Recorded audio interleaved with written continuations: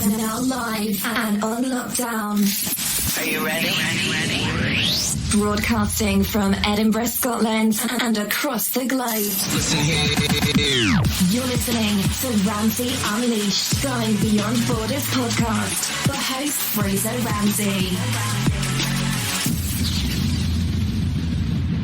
Hey, this is Afia Leatham, creator of the Frame Your Day app, helping you walk out every day in victory. I'm proud to be a sponsor of Ramsey Unleashed, Going Beyond Borders. Hi, this is Zakia Ringgold from naturalsoapbyzakia.com, proud sponsors of the Ramsey Unleashed, Going Beyond Borders podcast. Good evening, afternoon, morning, wherever you are in the world. It's another episode of the Ramsey Unleashed, Going Beyond Borders podcast. We're not quite going too far this time. We're a bit more local, which is a good thing. And it's interesting. The kind of guest is, how do you put it? I've met through just chatting away. He's the member staff at my local gym. That's what I'm trying to say. He's a personal trainer at Pure Gym, where I go, and it's nice to be. It's a relatively new gym. It's only been about coming up for a year. It's opened, and it's modern, compact, and it's kind of found out through his assistant manager, Kyle Brown. And it was kind of interesting how it's a small world, and it's like a wee community. It's nice wee gym. You get chatting to people, and Cal my guest is in Edinburgh, so we're not going too far. But we're mainly going to discuss regarding his new project. He's a personal trainer, but also what he's starting a social aspect in Edinburgh.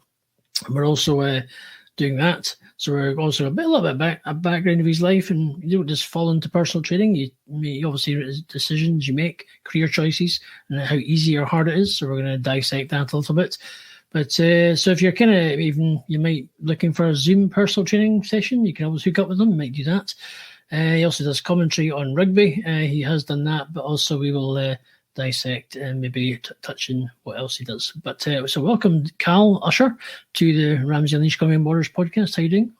Yeah, thanks a lot. I'm doing well, thanks. How are you? Yeah, good. It's Thursday, Friday tomorrow. Woo-hoo. Even though if you're listening, this is a Thursday we're doing it. I don't tend to keep days on, but it is a Thursday. But if you're listening to it, it could be any day. But anyway, I'm glad it's coming up for the weekend. Weekends are always good for anybody. It's always a good thing.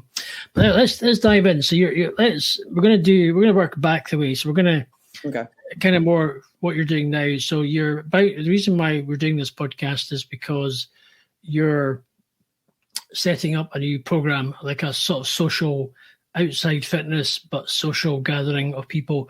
So tell us about this new thing, which is launching this coming Saturday, which is, well, for those who might be listening to this after this coming Saturday, this will have been launched. And so let's dissect what made you think of the idea, and why tell us about dissect this, sort of what it's all about. So it's an outdoor fitness franchise called Element Edinburgh. So it's the first of the Element franchises in Scotland. And so the original franchise, or rather the original company, was formed in London in 2007, and then it franchised in 2019. And the Edinburgh franchise is going to be the 10th one so far. And yeah, so how I came to kind of take on this franchise was, believe it or not, it kind of spans back to 2013. I was on my gap year back from South Africa in London, working at my old prep school before I moved to South Africa. And while I was there, I was playing club rugby for a club I played for when I was six.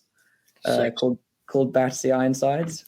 And so One Element's CEO was sponsoring a bar up in Petersfield for a sevens tournament. And he asked a couple of the Battersea Ironsides guys to play for them. And only one guy and then me agreed to do it. It was a really, really fun time. And from that, I got the CEO on Instagram, but then never really talked about anything else since then. Just kind of reconnected this year when One Element in London was looking for trainers. Okay. And I mean, I knew I wasn't going to move back to London, but I was still interested in it, and had the chat with them, and they were like, "Do you want to start the first Scottish franchise?" And that's how I got here. There you go. So tell us what is involved if people were to sort of join, what is this One Element thing? What happens, or what's the kind of procedure? So it's a outdoor social fitness club. So it functions a lot like a rugby club or a hockey club, cricket club. The training is created for us by professional athletes and sports clubs, and it's based on pre-season training for rugby and hockey. So it's challenging, but it's also, it's gonna push you to get fitter quicker. And in terms of like the social element of it, so each franchise does their own social kind of things, and then the company does them as well. So that'll be like after Saturday morning coffees, maybe on a Thursday night you go out for a drink with everyone, and then bigger things like Christmas parties, Halloween parties, black tie dinners throughout the year. And then the company as a whole do trips. So they do a skiing trip to France, a surfing trip to Spain, and a couple of others, including a Everest base camp trip, which I'm really looking forward to going on. Everest base camp. That could be interesting. Yeah, with a broken knee. Yeah, that could be certainly a challenge. Fancy a trip up to Everest? Let me think about it. Absolutely. Yeah, not up the mountain, but to the base camp, yes. Yeah, that could be. Yeah, that could be interesting. I suppose base camp. Yeah, I suppose, but that must be just being there. But I'll tell you, I do people who are just climbing. People who go climbing is not. I just don't. What I don't get. People who go climbing. This is just baffles me. Climbers seem to go climbing when the weather is just dreadful. You're sitting and listening to your radio, you're driving your car, the weather forecast, it's going to be just blizzards, not good. And people seem to have this weird magnet and they go hill walking. Yeah. And the next day, hill walker was rescued or somebody fell or somebody died, and thinking, what possesses them? Yeah, let's go hill walking. And it's like this terrible conditions. Yeah. And I just don't get the kind of, right, okay, you got a death wish, or you're just planning, you must have really good life insurance, you just have, or you just like, hey, let's just go and climb a mountain and hopefully I die, maybe, and it's like a good payout, you know what I mean? It's kind of, it baffles me. It's just something I don't quite get when you think, well, the weather's like, I mean, it's bad enough when you sit in the winter in Scotland, you look outside the window, it's blowing a gale, it's raining, and you go, I'll just stay in the night, stick the telly on. Training. Exactly. Yeah, exactly. So it's that kind of, you look at it and go, yeah, I think I'll stay in. It's one of those nights. But yeah, it's weird. But hey, that sounds, it's certainly been an experience just to go to the base camp, but as far as you go and say, let's go home. Yeah. Experiencing that. But anyway, so what else? So, I mean, have you been to any of these events in London that they've organised, or? Yeah, so I went to a couple sessions actually. What was it? 2 weekends ago now. It was the weekend of the Queen's funeral. Okay. And I went to a couple of sessions. And what really kind of struck me about it and really got me keen to do it is just the sense of community that these members had. I mean, some of them have been with One Element for like 8 years. Right. Okay. I know there's a member who's coming to an ex-member who moved up to Edinburgh, who is coming to the free trial next Saturday. And she was a member with One Element for 8 years. And so she's really keen to get back into it, which I think is great. It just shows so much character and it tells you a lot about the brand without even really saying anything. Okay, that's good. So it sounds, I mean, how much does it cost to join one of these? So it depends on the membership you go for. Right. So it's going to start with 4 sessions a week. Okay. The unlimited membership, which includes all access to all of the in-person training sessions, all of the online content, which is yoga, Pilates, HIIT training, circuits, and some weight training as well. Okay. And then a bit of nutritional help as well. So all of that, plus access to the social group and everything like that, is £45 a month. So what? And then one session, so you get 5. So it would work out if you did one session a week, but you get 5 sessions for the month and everything else, and that's 35. Okay. And then there's a student membership, which will be 20, which will be 30. There's a couples membership, a parent and child membership, which I think I'm the first franchise to do. Okay. And then there's also going to be certain discounts for like NHS and things like that as well. That sounds good. So let's anything else you want to dissect on this whole scenario? In your first session on Saturday, well, this coming Saturday, which will be the first of October. Is it the 8th? Yeah, so we're launching next Saturday. Oh, so it's not this Saturday. Sorry. There we go. If you're listening, this is my confusion. It's on a Saturday anyway. It's just the 8th. We've got plenty of time. At 9:30. I was thinking it's till the first. So it's the 8th, and it's at 9:30 in the morning, and the medals in Edinburgh for those who. But you will be able to. Yeah, we'll have all the details where you can book and have it and check it out if you want to come along and try that in Edinburgh. It's totally free to try the launch day. So yeah, come along and you'll get a free coffee as well. There we go. Coffee's always a good thing. So anything else you want to talk about this whole thing, or anything you think you want to would appeal to the selling point of it, or obviously it's a new thing. You're obviously it's a franchise. You're franchising the one in Scotland. You've obviously built up a lot of contacts for this to help support you in it. So it's a big thing to take on. You're not doing it by yourself. Have you got a team of people, or you kind of? No, it is just me. Right. Okay. It's just me.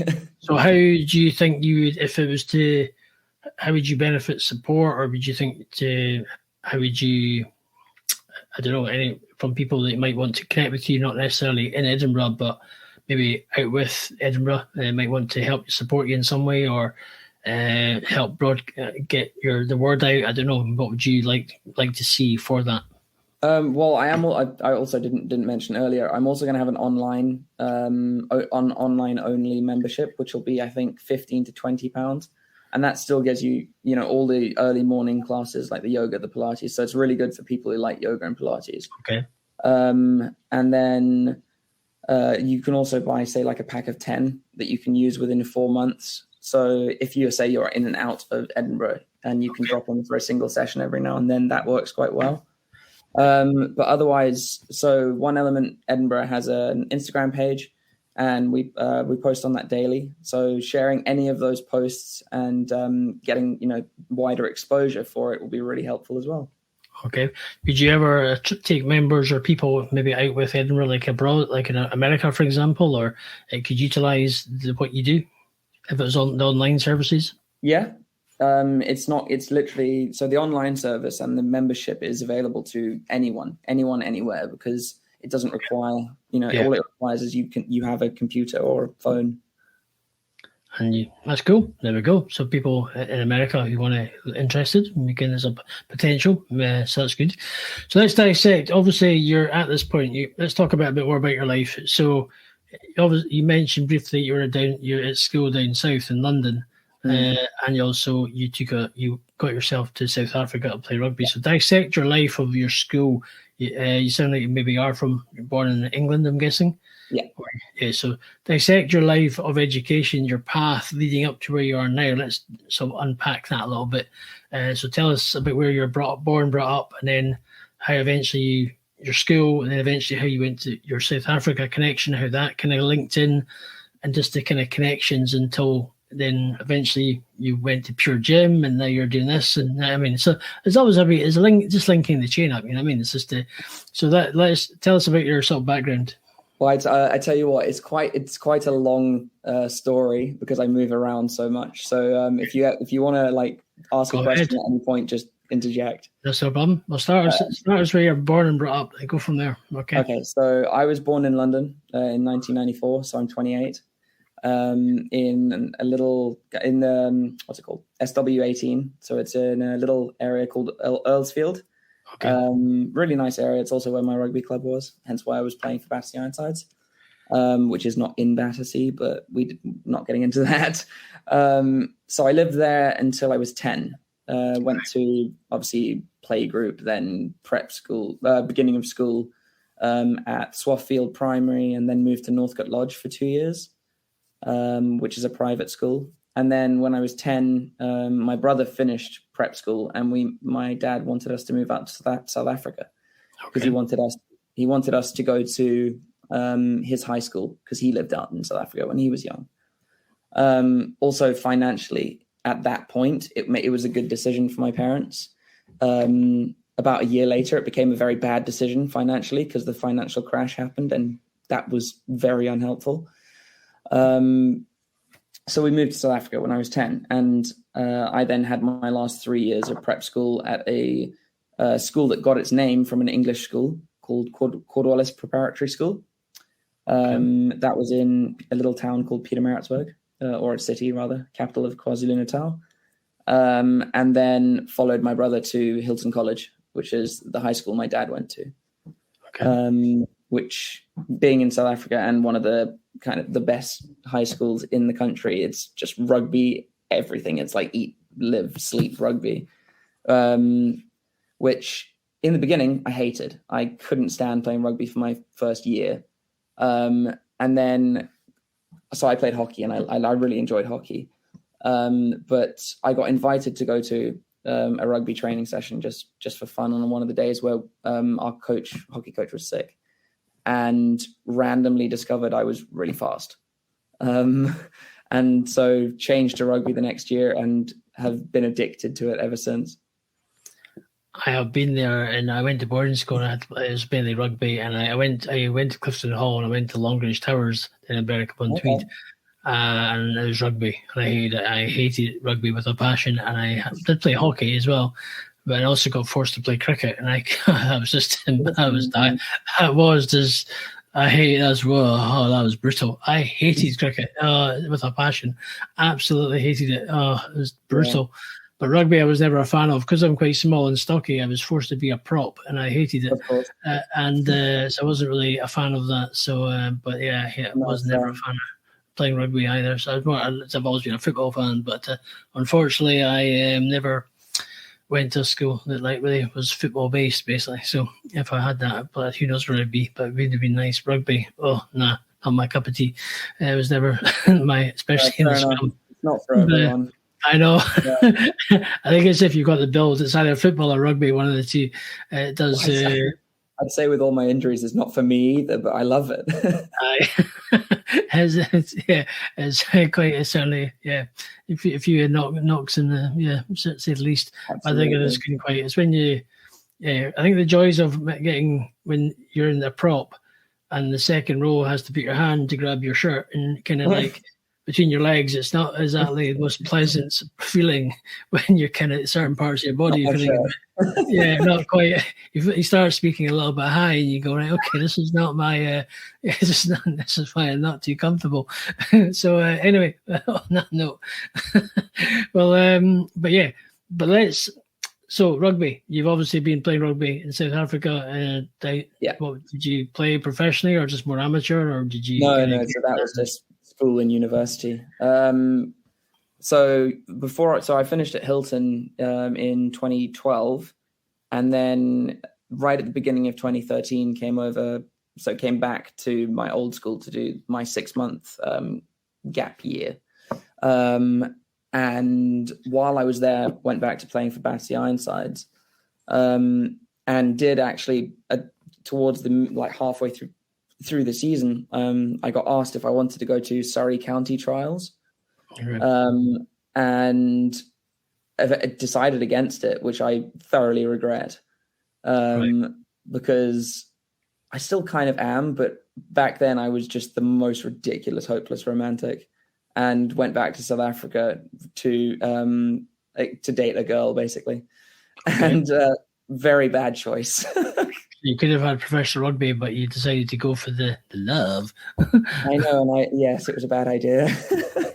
So what was like, apart from the education and apart from the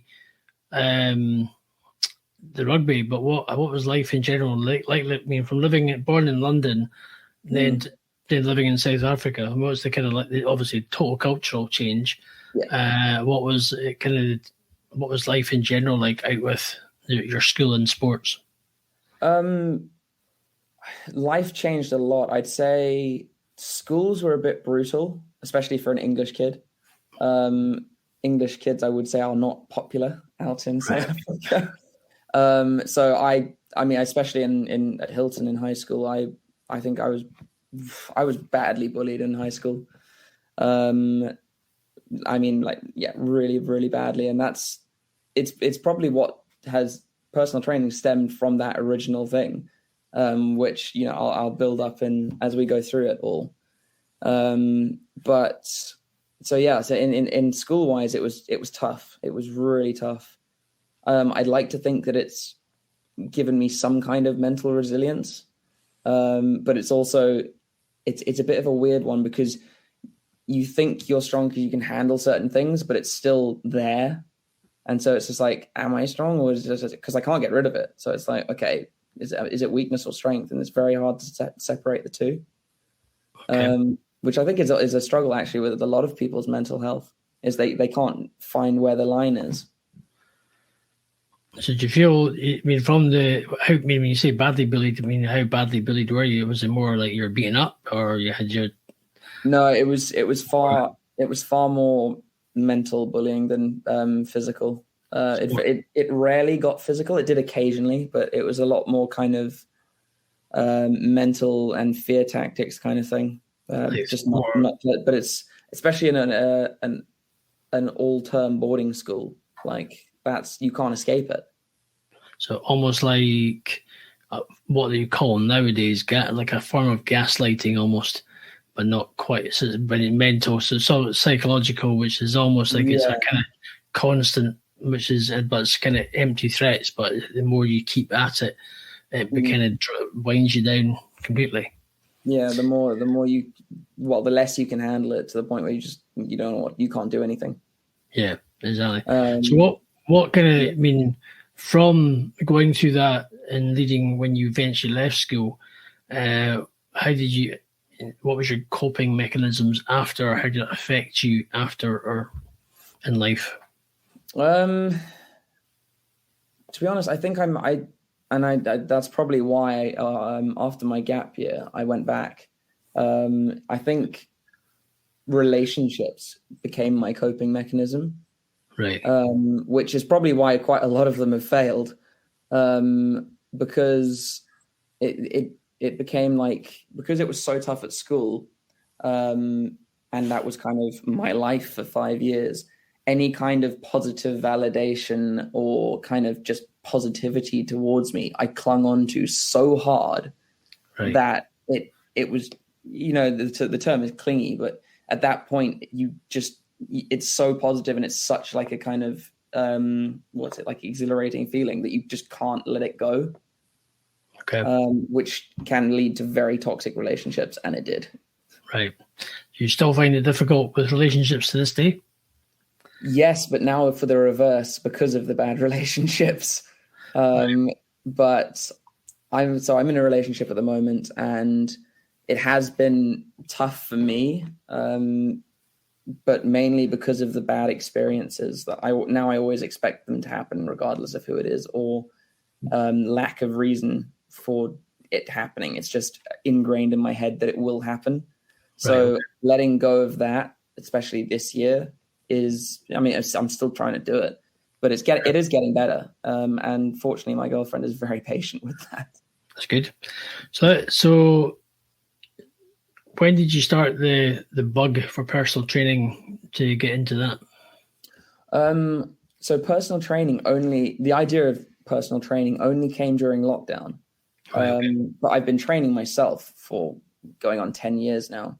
Right. And that started at university. I became friends with one of the first team rugby players, and we ended up just going to gym together, like all the time. And from that, I got the kind of self-drive to keep going on my own. And I've kind of experienced the massive highs and massive lows of training, because a lot of people will struggle with motivation to train before they start training, but they don't realize that there's also a hyperfixation if you overtrain. And that happened to me a little later. So back in 2018, 2019. So after university, which was also in South Africa, I was there for 4 years, and I studied English, psychology, and then did a 4th year PGCE, so postgrad in education. So I went with my then current girlfriend to South Korea to teach English for a year. And that's where I really found how training can be so bad as well for your mental health. Okay. Especially when I wasn't particularly happy. Like things were wrong with us in our relationship. I was training 6-7 days a week, nonstop, as hard as I could. And it was just breaking me. It was really, really bad. So what would you I mean, I know I go to the gym because, I mean, for me, when I'm working out personally, I find it is a nice wee. I mean, I think at the start I was only doing about an hour, but now I'm kind of quite. I learn to pace myself, and I have a nice, comfortable 2 hours at the gym or something. Is quite a nice wee session, and which is, I feel, for me, it's a nice escape. It just switches you off, kind of thing. And I understand. I mean, I do see people who go regularly, or go just about every day at the gym. And I thought, how the heck do you manage that? So it's some routine. There must be, I mean, to be able to, I mean, every day, maybe obviously understand if you're training to be like a bodybuilder or something. I wasn't. I know you're just, so you just, did it just become like an obsession and hence the reason, but not so, maybe started as an escapism, but then got kind of the opposite? Yeah. It definitely started and was for a long time my escape route. And the feeling of I'm getting stronger, this is great, was really nice. But then the issue became that I was guilt tripping myself to go to gym every day. I'd say, okay, I'm tired, I need a break. I'd guilt trip myself and I'd go every single day. And I was just floored the whole time. I was drained. I mean, I've had depression since high school because of all the bullying, but that was a really low point, especially because training was usually my kind of release, and then it became so bad. I really needed to slow down, and I don't know how I managed to like actually do it. I found a way to kind of calm it down, especially when I left, because when I left I had about 2 months of no training at the gym, and initially that was kind of really jittery. Then it was a nice period off, and then I really wanted to get back to it, and that kind of reshifted my motivation to get back to it.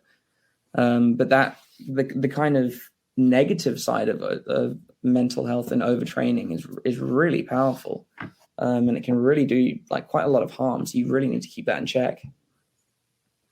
I'm quite glad I don't. I try and go. I always say I must go to the gym twice a week, but it kind of doesn't quite happen once a week at the moment. It's kind of that. I think it's just more.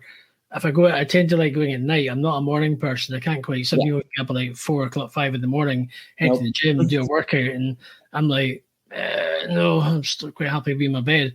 But I'm more of a nighttime. But it takes me a while for my body to calm down a bit. Then I can to get to sleep at night. So it's a kind of, if I don't sleep or I can't get up early, so I'm better just do what I can, you know. Yeah, so you touched on depression. I mean, depression is common, especially with you being through bullying and things like that. And so how severe was that? Are you still struggling with depression, or do you feel like you've kind of come out through that? It was very severe, especially at high school, and it certainly wasn't helped by I was on very high dose acne medication, called Roaccutane, and I was on basically the highest dose I was allowed for my body weight. And it's known to have side effects that cause depression, and at one point I was taking 14 pills a day. 14 of different things. You must have rattled, literally. That was the running joke with everyone that I was talking about. That's it was tough. Yeah, did you not just wake up in the morning thinking, I've got to take these 14 pills?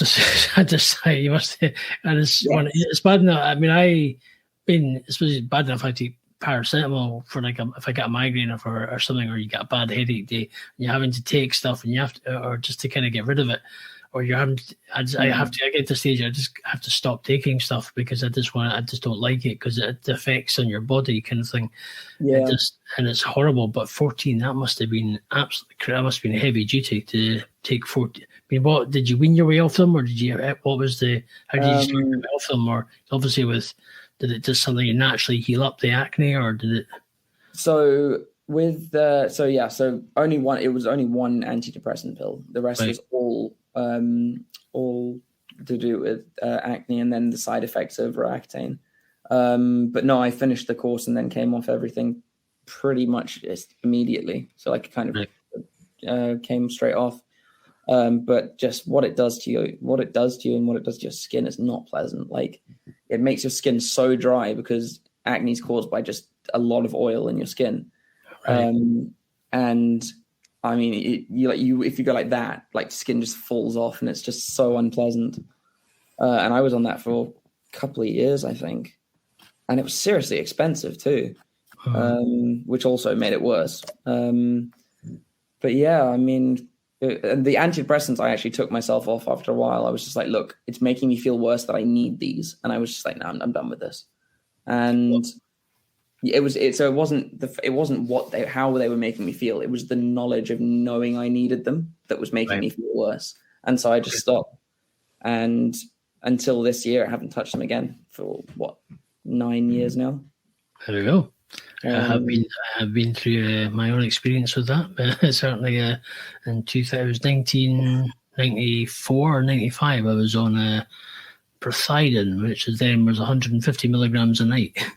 And that kind of floored me, literally, and knocked me out. So I know it's like it's horrible. It's certainly knocks you sideways. They're not addictive, but they do have withdrawal symptoms if you're coming off them.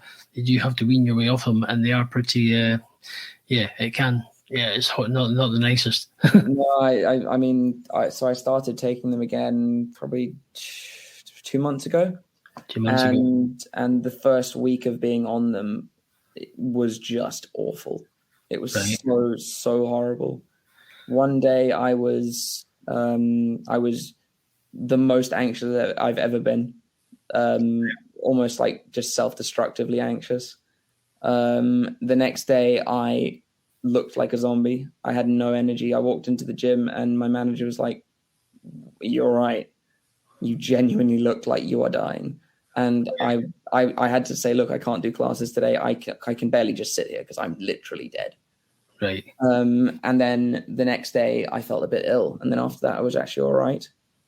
But that 3-day period just was very unpleasant. So when did you start? When did you move? Well, what brought you to Edinburgh in the first? When did you end up here? So I moved to Edinburgh last November, so fairly recently, coming up a year now. Okay. And again, I that's also a very, very long story of how I ended up here. Okay. So please dissect. I'll say it briefly. It'll still take a bit of time. No, I'm sure. Let's go for it. Yes, dive in. So I meant I was in Korea for a year. So I left Korea in April of 2019 and flew back home to France. Well, actually, no, I didn't. I flew to South Africa first for 10 days. Had a shocking breakup with my girlfriend at the time. And then we decided to stay together. Terrible idea. Trust me, women are always in these terrible stories. For me, anyway. So we decided to stay together, and then I flew home to France and stayed in France for probably about just under a month, and then went to London to move in with two of my university friends who lived there, and was in London with them for 9 months, during which time had an awful breakup twice with that girlfriend,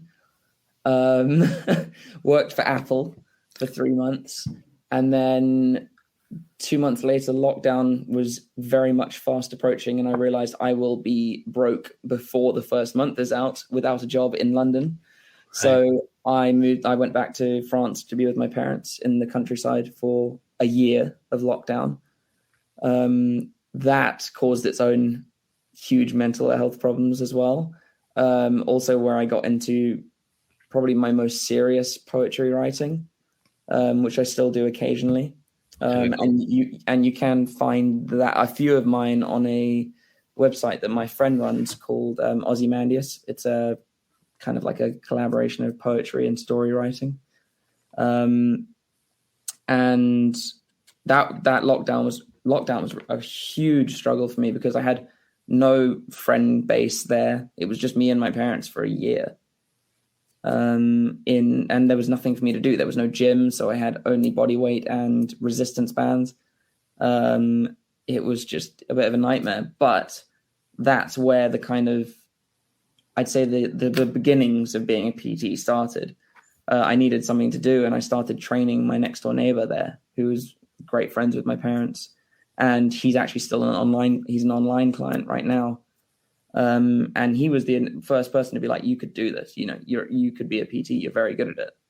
But I never really took it seriously because I was trying to be an actor at the time. An actor. Yeah. Jeez, this has become from talking about a launch of a new thing on a Saturday in Edinburgh. Now it's gone. So during those 9 months in London, I went to acting school. This is getting even better. This is brilliant. And so through lockdown and that time, I started doing a streaming job just to make a bit of money. Okay. On one of those streaming apps, a bit like TikTok and things like that, except it was focused on streaming. And I met a girl in the same agency, and we started doing a lot of streams together. And then she introduced me to this person that she'd basically done some acting for. He was a master's student. And through that, he cast us both in his master's thesis piece, basically. And we ended up writing the whole thing, or starting to write it, while I was in France. And then also fell into something together, even though we'd never met, and we just spent so much time together. And then I moved to Cheltenham, which is where she lived and he lived, where the university was, to essentially get this thing filmed because it was really good, and we wanted to approach Netflix with it as well. So moved there, and the whole thing fell through within a month. And he kind of screwed me over, and so did she. And about 4 months of living in Cheltenham and £2,000 down, I decided, right, I've got to get out of here, and went to stay with my aunt and uncle up in Dunoon, which is just across the water from Gourock, above Glasgow. Was meant to be there for maybe a week, 2 weeks. 4 months later, I was planning my move to Edinburgh. So obviously you spent lockdown in France, and you came eventually back to England. Yeah. So still during lockdown, because lockdown was technically 2 years, I suppose. Yep. And then so eventually got to England, then eventually ended up in Dunoon, Cheltenham, then Dunoon, now Edinburgh. So when did you arrive in Edinburgh? November of last year. That's when I moved here. Yeah. Wow. So I was back and forth all the time trying to find a place. So when you got to Edinburgh, where did you get your first? So obviously you come to Edinburgh for the first time. I mean, what do you have a job? No, anything? When I moved here, or yes, when you moved here, did you have a job or anything? No. So it's literally flying by the seat of your pants, basically. Yes. I knew. Okay. Well, the thing is, I knew I could get a bar job and did. Right. So I knew I'd be okay once I'd had my first month. It was tough, but managed to get there. I was also on universal credit, so that helped. Okay, that's cool. So when did you officially start at Pure Gym? What made you go? My first day was on the 20th of December. It's when it actually opened that branch in the one at Craigleith in Edinburgh. It opened on the 9th, so I joined 11 days later. And did you, because you're a split apart, do you have to do the courses or anything, or you just got the job straight away because you're... So I was level 2 qualified already, because I'd started my level 2 and level 3 back in June while I was still in Cheltenham. That was my cousin's idea, and I was like, you know what, it's worth doing, why not? Okay. And so I'd already got my level 2, so I got hired on the back of, you need to have your level 3 within 3 months, which didn't happen, and it was stressful as hell. So I got extended for a month, and I almost ran out of time then. It was chaos. So you finally got it. Is it quite hard doing the training and to get into Pure Gym? Because I noticed you hear when you're in the gym, you hear the adverts a lot. Become a personal trainer, do this and that. Mm-hmm. Is it quite hard to do it, or is it not as easy as it seems to be? Not as easy as it sounds. I mean, I'd say it's easy if you've got an interest in it. If you don't, it's going to be like going to a biology class and be like, oh my God. So it really depends on the person. But if if it's something you're interested in, it's pretty easy, to be honest. Because when I've been in the gyms, I have seen a few people who are personal trainers at the gym, and I look at them and think maybe you need a personal trainer if because they're not quite as not in shape as you would expect them to be if there's a personal trainer. If you know what I mean, not to kind of say they're. Yeah, no, I know what you mean. I know what you mean. I'm thinking you're a personal trainer, but maybe you kind of need one yourself. Well, I think, to be honest, in terms of that, and this is something I've struggled with since mid-July, my training since then has taken such a big dip in motivation, in just kind of gains and interest in it, because I've spent way too much time at that gym, and I don't enjoy my training anymore because of it. And that's also why I'm so excited to get out of it a bit and do One Element, because I think it'll help me get back to enjoying my training. Okay. Are you still going to stay? Are you still going to stay at Pure Gym while you do this thing? Or? So, yes, so as of now, yes. When One Element is stable and doing well, I'll drop all my hours at the gym and just be a personal trainer. Right. And then from there, it will totally depend on my clients. Some of them might want to train in the park instead, which is fine. It means I can charge them a bit less if I move out of the gym. Either that, or if they're willing, move to a gym closer to my house, because it's a pain in the ass to get to Cradley from here. I live by Hibs. Oh, you live it? You live near Easter Road, right? Okay. It's usually 45 to an hour to get there. Yes, especially Edinburgh traffic. Yes, it's not ideal. I don't have a car, so it's buses every day. Yes, I see your point. What was going to say? You touched on regarding your depression. You say you've just come back, and that you still taking the tablets. What is it you struggle with, or what is your triggers with your depression that kind of you feel the need to still take medication? So I noticed, and this, I think it was just after I got back from France that I noticed the huge dip in my training and just severe lack of energy. The kind of thing where people will be like, yeah, okay, maybe blood test, because this is weird. I'd never experienced that kind of just sheer drop off of energy levels, and just overall general feeling. So I was like, okay, what's going on? What's wrong? And I actually was like, okay, maybe I should get a testosterone test, because I've got every kind of symptom that low testosterone kind of gives off.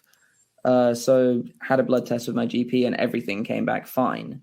And at that point I was like, okay, well, then I know what it is. It's depression, and it makes sense.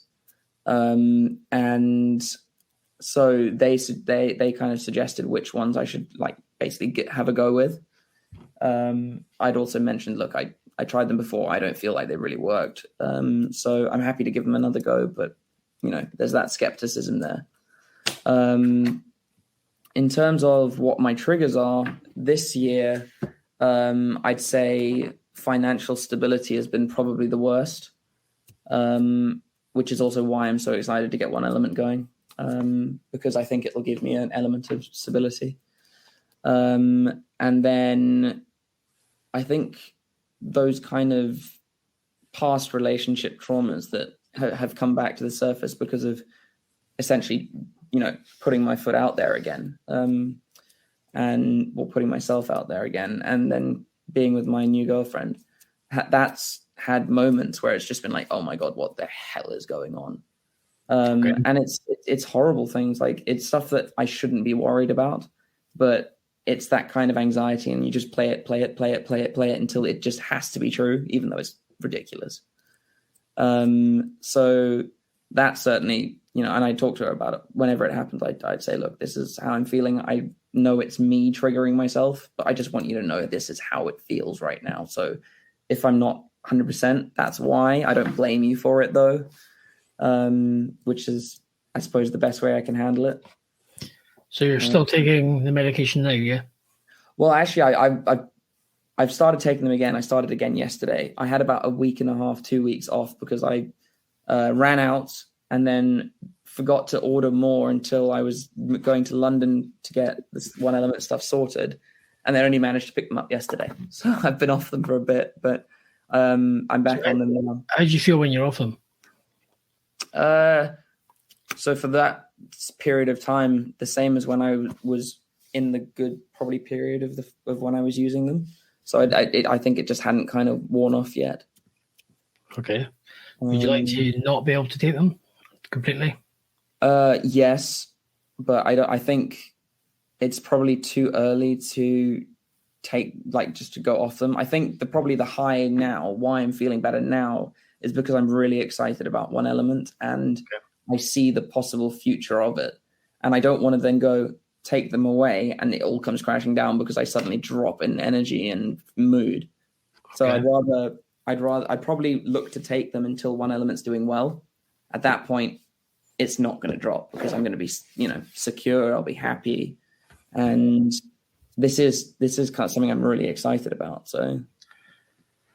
So, well, I'm from my experience, recommending. I'm happy to support you and encourage you in this. I would get rid of them.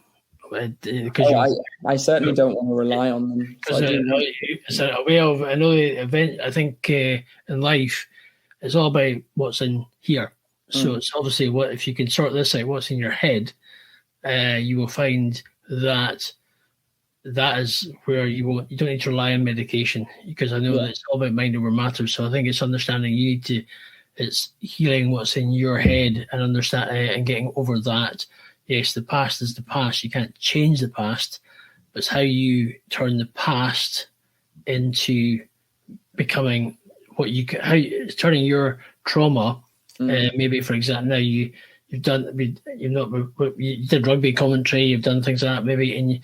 Maybe what you're doing and what you're aiming to do is maybe turn your trauma and your experiences into something you can then start to, maybe like a podcast, for example, and talking about your One Element. It could be the One Element Edinburgh podcast, for example. And that could be not a bad idea. just throwing that out there. But through what you're doing, you could then share your experience of your trauma, which should hopefully help you heal in your head, so you're not having to rely on medication, because while you're talking about it, you will help others at the same time. So there's an idea for you. Yeah, it's not a bad shout. I'll definitely take a look into that. Because certainly podcasting is a good way of dealing with trauma. A good way of, because I talk to a lot of people who go through trauma in some way, aspect, and it's a good way, it's a good avenue of opening up and letting people see who you actually are. But also then maybe I can develop this into taking this further by being being a podcaster, interviewing people, talking to people, even your clients. And it doesn't have to be long. It can be small, like 10, 15 minutes. And you can then hopefully through time, it gives you that time to process and suddenly go, let's let go of this. I'm ready. Yeah. I don't need to take medication. I can focus on what I'm doing. But my encourage you is to, happy to support you in what you're doing and doing a podcast talking about it. People you work with, obviously Kyle, he's your assistant manager, but great people to support you, and that kind of thing and what you're doing. So, but this is just me speaking from experience that, you can overcome this, you can do this, you will win, and it's just got to get sort of what's in your head, and you got to say no more. You got to start with beating it, winning it, pushing forward, that kind of thing, That is what I'm trying to do. Well, I'm here to support you, happy to help. It's been great interviewing. Is there anything else you want to talk about that you think you might have missed or want to discuss? You can, tell us what made you get into, briefly, we can backtrack, what you made you do rugby commentary. What was that? What avenue who opened that door for you? So in terms of the rugby commentary, I basically got that through a university friend who's now a part of the sports media in South Africa. He started up a company called Forever Sports, and he was looking for essentially people who loved rugby and were keen to kind of just commentate on it as it goes, but very chilled, very kind of like you can drink a beer on stream kind of thing. And I knew him not very well, but I knew him and he knew of me, and I was just like, look, dude, that sounds great. Where do I sign up? And to be fair, we've had a bit like a dip this year. We were doing a lot more last year, but we finally got a sponsor now. And the more we kind of pump the numbers up, I think he's almost at 20,000 subscribers now on YouTube, which is good. And the more we kind of pump the numbers up, the more that sponsor will put in, and then we can actually, start doing like proper, essentially make it a proper job. Okay. And because I'm the only one in Scotland, in fact, I'm the only one in Europe who does the commentary. What we want to be able to do is get access to like all the Edinburgh and Glasgow media, like sessions and stuff, so that I can go to them, which will be really cool for me as well. Okay, cool. Well, certainly with the acting, I'd be keen to chat to you a bit more of that. I have in the past. I did acting in the Edinburgh Festival, and this is going back in '97 and '98. This is when you're still in nappies. I think I'm joking. You're still.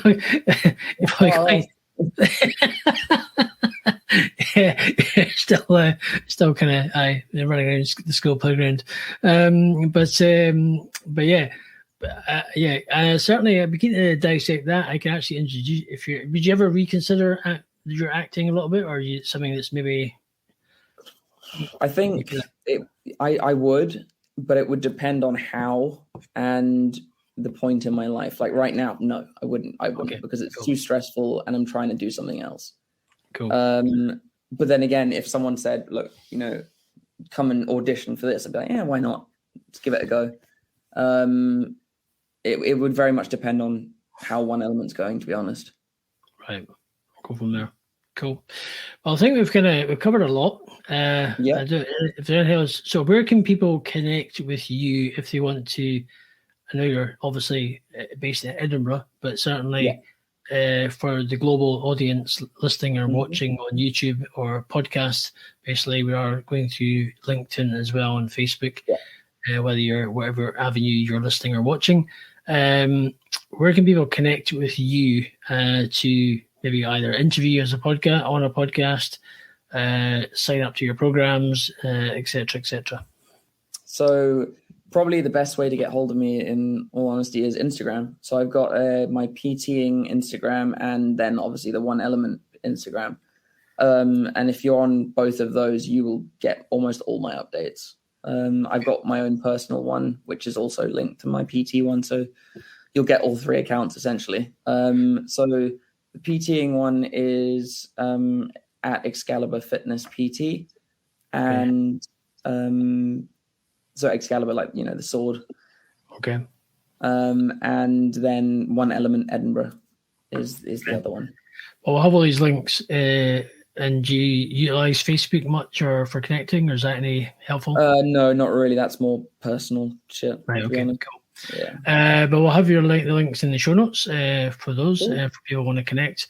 Anything else you want to say or share to people that might benefit, and maybe you might want to connect with, or type of people you're looking to connect with out with the business side? I think what a lot of people, especially clients I've trained, they actually get nervous about PTing. They think it's either going to be very kind of demanding, kind of shouty, almost army-like. And certainly with me, that's not the case. I try to be as good a friend with the client as I can be, so that it literally just feels like, right, a friend telling you that this is what you need to do. And then it's just like, right, go on, do it. You can do it. You can do it.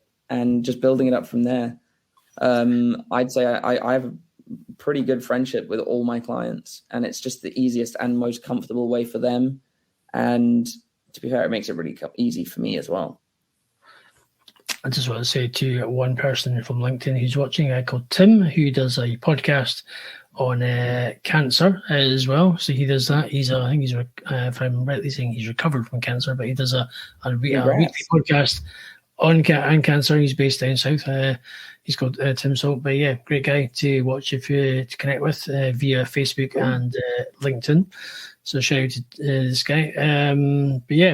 But let's we'll have all your details in the show notes and the podcast. And anything else, as I say, any encouragement or word of you want to say to anybody, or your final words?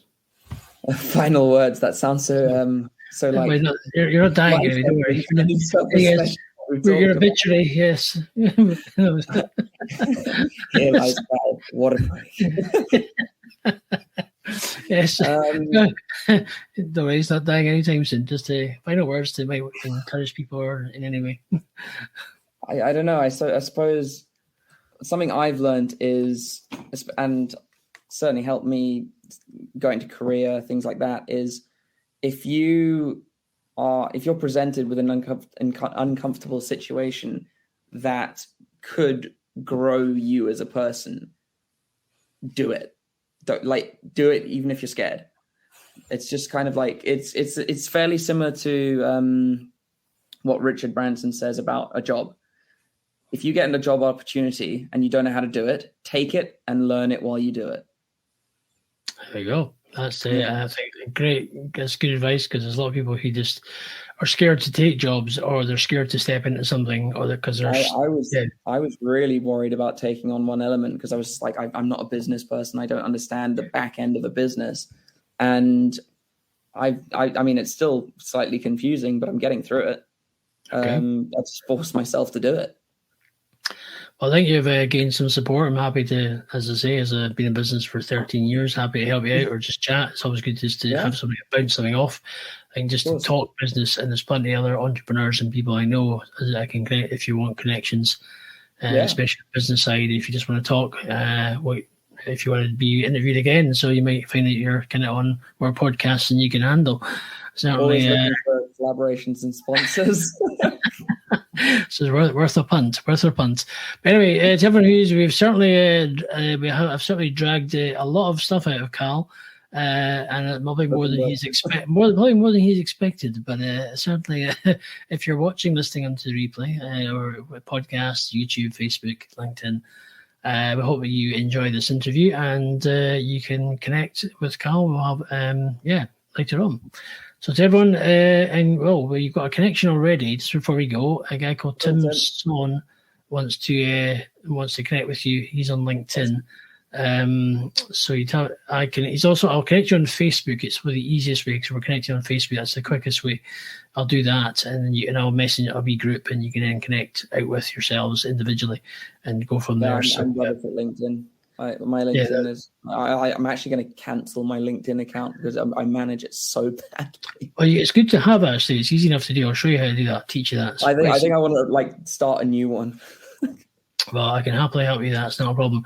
It's just ways of connecting. It's best to have it gives you presence, and it makes it easier for giving you a bit more connecting wise. But it's cool. Yeah. I'll connect you up with Tim after this, and you can then have a chat out with and go from there. Okay. So that's cool.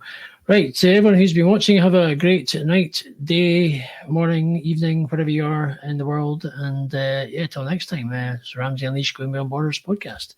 And we will catch you next time. Bye-bye now. Cheers, guys.